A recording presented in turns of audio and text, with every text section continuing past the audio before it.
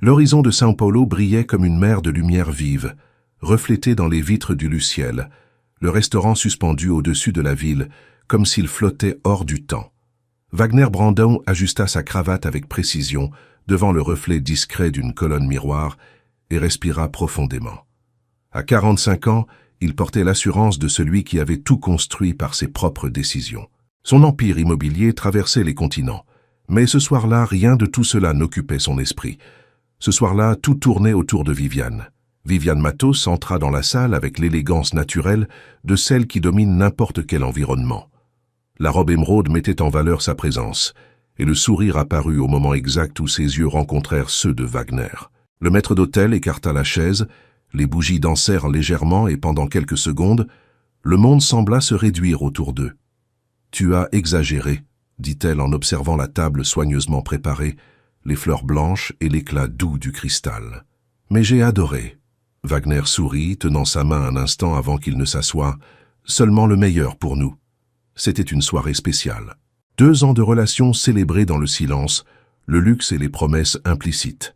Le chef avait préparé un menu exclusif, le vin avait été choisi parmi les plus rares, et la salle isolée garantissait que rien n'interromprait ce moment.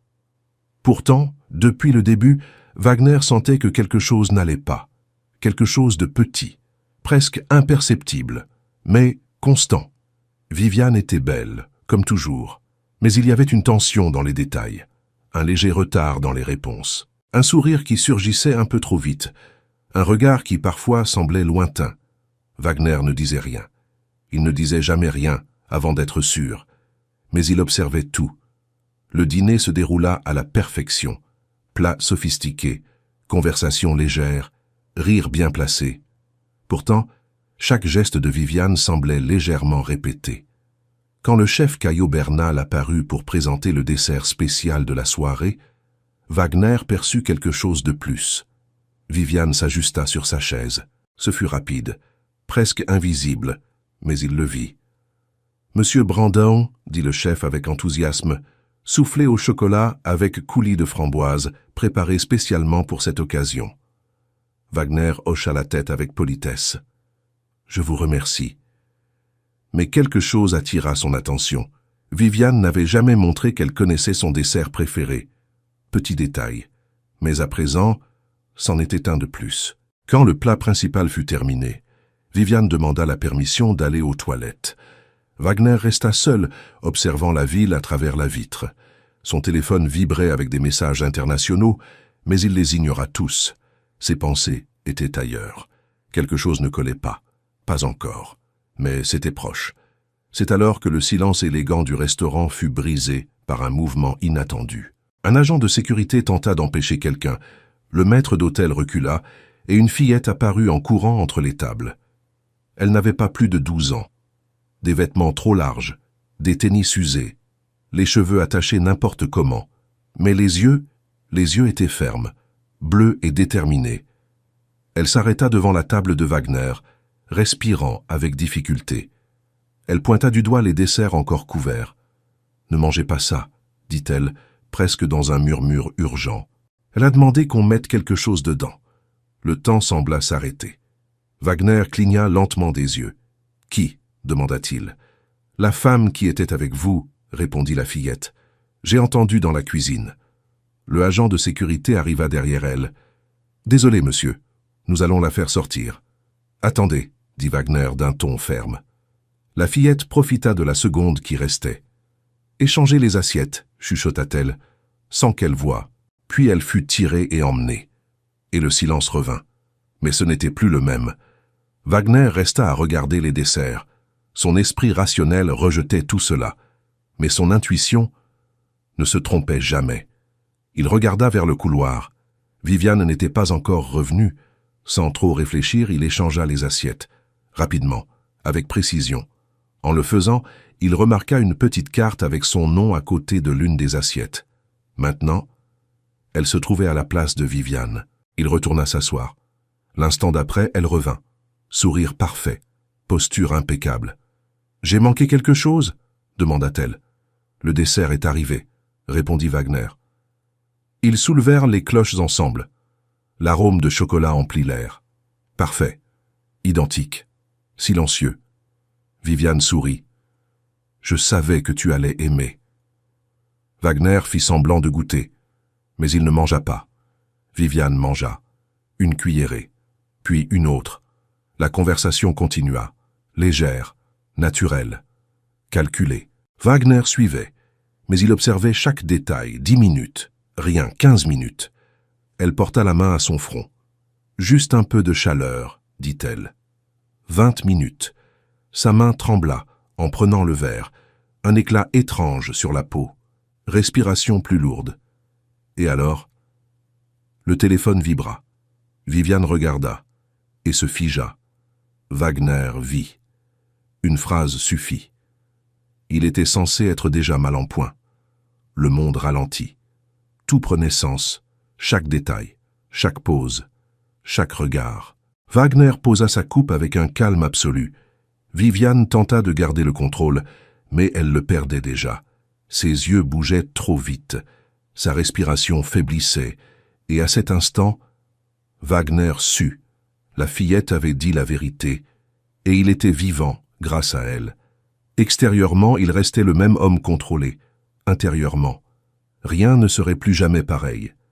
Wagner garda l'expression sereine, tandis que tout en lui se réorganisait. Ce n'était pas la première fois qu'il affrontait une situation extrême, mais jamais cela n'avait été aussi personnel. La femme assise en face de lui, celle avec qui il avait partagé 2 ans de vie commune, luttait maintenant discrètement contre les effets de son propre plan. « Tu es pâle, » dit-il avec un calme calculé. « Peut-être devrions-nous terminer. »« Je vais bien, » insista Viviane, mais sa voix n'avait plus la même fermeté. « J'ai juste besoin d'1 minute. » Elle tenta de se lever mais vacilla légèrement, se retenant à la table pour retrouver l'équilibre. Wagner tendit la main comme pour l'aider, mais en réalité, il évaluait chaque mouvement, chaque réaction, chaque détail qui confirmait la vérité qu'il avait déjà acceptée. Il fit un signe discret au serveur. « Appelez les secours médicaux ?» dit-il à voix basse et contrôlée. Viviane le regarda surprise. « Ce n'est pas nécessaire », répondit-elle rapidement. « C'est juste une baisse de tension. » Mais Wagner ne discutait plus. Quelques minutes plus tard, l'environnement sophistiqué du restaurant fut envahi par un mouvement inhabituel. Des paramédics entrèrent, apportant avec eux un air d'urgence qui contrastait avec le luxe silencieux des lieux. Viviane fut placée sur une civière. Avant d'être emmenée, ses yeux rencontrèrent ceux de Wagner. Pendant une seconde, il n'y avait plus de jeu, seulement de la peur, et peut-être du regret. Mais Wagner ne répondit pas. L'ambulance partit, et il resta derrière, seul. Pour la première fois de la soirée, il permit au silence de l'atteindre vraiment, mais pas pour longtemps. Il prit le téléphone de Viviane, qui avait discrètement glissé dans sa poche quelques instants plus tôt. Le déverrouiller fut simple. Il connaissait le code. Les petits détails avaient toujours compté pour lui. Les messages étaient là, clairs, sans camouflage. Conversation froide, directe, calculée. Date, horaire, montant. Et le plan. Un plan détaillé pour provoquer un malaise qui paraîtrait naturel. Crise cardiaque, sans soupçon, sans trace. Wagner ferma les yeux une seconde. Pas de douleur, mais de compréhension. Tout avait été construit. Chaque moment, chaque parole, chaque geste. Rien n'était dû au hasard. Quand il rouvrit les yeux, il était déjà un autre homme. Plus froid, plus attentif, plus préparé. À l'hôpital, les confirmations arrivèrent rapidement. Substance toxique, origine végétale, et une conclusion claire. Sans intervention rapide, l'issue aurait été fatale. La police arriva.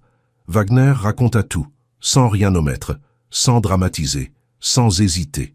Le téléphone de Viviane fut remis comme preuve, et le restaurant fut isolé pour l'enquête. Des heures plus tard, déjà proche de l'aube, Wagner monta dans la voiture. « Où allons-nous, monsieur ?» demanda le chauffeur. Wagner resta silencieux quelques secondes.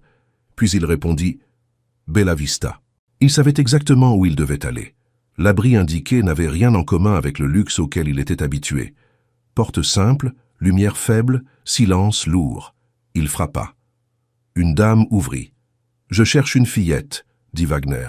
« Environ 12 ans, cheveux foncés, yeux bleus. » La femme hésita. « Nous ne pouvons pas donner d'informations. » « Elle m'a sauvé la vie aujourd'hui. » Cela changea tout.